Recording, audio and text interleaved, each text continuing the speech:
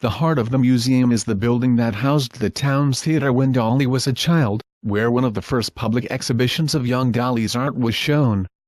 The old theater was burned during the Spanish Civil War and remained in a state of ruin for decades.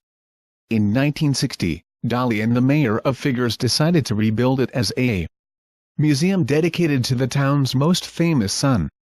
For in 1968, the city council approved the plan, and construction began the following year. For the architects were Joaquim de Rossi Ramis and Alexander Bonatera. 152 The museum opened on September 28, 1974, with continuing expansion through the mid-1980s. The museum now includes buildings and courtyards adjacent to the old theater building.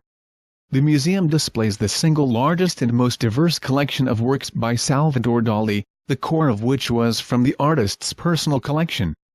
In addition to Dali paintings from all decades of his career, there are Dali sculptures, three-dimensional collages, mechanical devices, and other curiosities from Dali's imagination.